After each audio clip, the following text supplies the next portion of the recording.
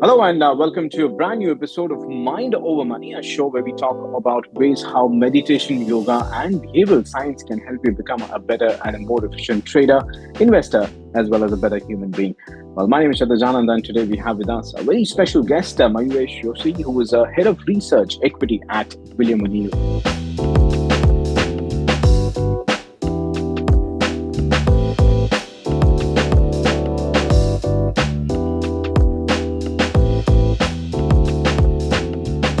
Welcome to the show, Mayuresh. Thank you, Shatish, for being part and inviting me on your show. Right. Thank you so much for being part of the show, Mayuresh. Now, with decades of experience under your belt in capital markets, how do you maintain your cool? Yeah, so I think I have a very interesting story on this, Shatish. So when Warren Buffett started his journey and when he was around 11 or 12 years old, he used to look at equity markets as stocks and he used to see stocks and the prices move up on a daily basis.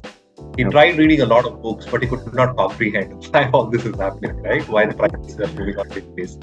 Over a period of time, reading through all these great investors that we had in our history, who are still with us at this point of time, it is important to note and it is important to understand that great companies and businesses keep growing over a period of time, which ultimately means that if you spend decent enough time in the market and you're able to have that patience to spend that time in the market, on your own, great companies will take care of the cyclicality in the market cycles, the economic condition phases that happen periodically. So let me cite, I think, all the past examples that you've got, the dot-com bust, the Great Depression in the 30s, the OPEC event in 1973, Asian crisis in 97, the Great Financial Crisis in 78, the COVID crash in 2020, all these financial stroke black swan events which came through. Over a period of time, markets came back to the growth trajectory. So I think to answer your question, spending so many decades into the market, a couple of decades now into the market, when I started off, I was influenced by the adrenaline rush that the markets gave you, the disappointment in market crashes. But being patient over a period of time, owning great businesses, setting out your risk parameters have probably made me more side. Right. Now, additionally, exercise is a great way to keep mentally fit, and we've come to know that you also follow a regime on a daily basis. Tell us more about that as well. Oh, absolutely, Shatish. I think I do believe that mentally and physically being fit is one of the basic environments or requirements in the competitive world. So my routine is very simple. I go to bed early. I get up very early in the morning, meditate for 10 odd minutes, have my morning prayers done, and I start with a very nice and solid breakfast. It's not that I'm into the markets all throughout the day. So during that day, I do take breaks to listen to some light music, to watch some sports because I love sports. And that takes the mental stress off, which is silently building up in your psyche and system as well. Having food on time, Shatish, I think is equally important. And the better off ensures that a balanced intake on timely food as well probably keeps me sharp and focused. Post markets, I think it's absolutely off market. I speak to friends, family on a variety of subjects that takes the load off. And I do physical fitness as well. 6 o'clock hit the gym, which is equally important. Post dinner, read a very light book or read something which is not related to the market at all. It completes helps you out, take command of the markets, keep you fresh and focused for the next day. Right.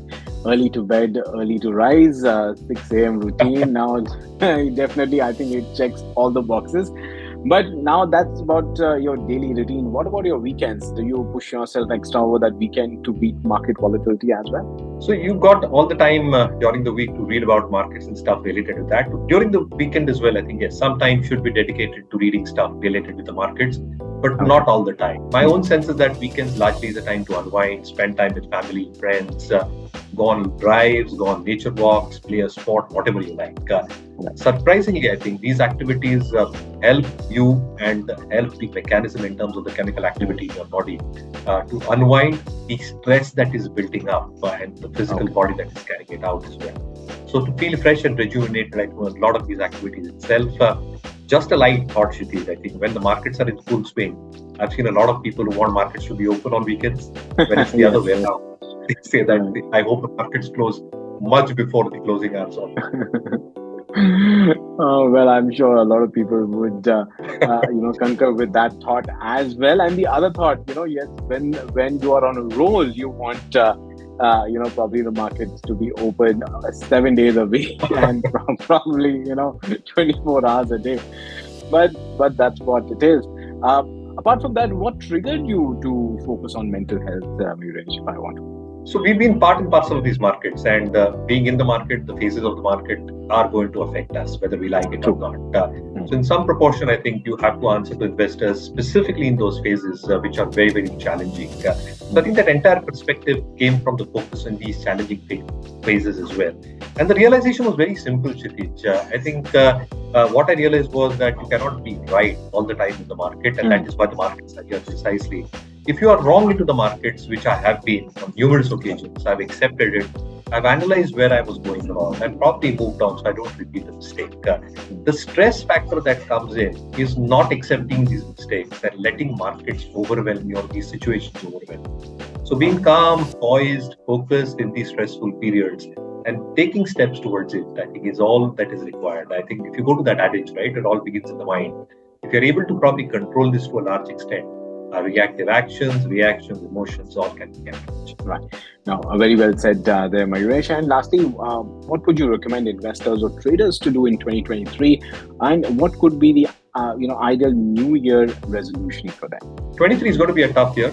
Yes, we've heard about these recessionary factors and angles going on through the globe. But it is also a time period where opportunities will come specifically in the Indian context. We've been talking a lot and hearing a lot about Indian macros, our demographics holding up. And my strong belief is that this should aid our earnings momentum and the India story itself, leading India to be a shining beacon over the next few years. So we are in the cusp of a very strong economic cycle.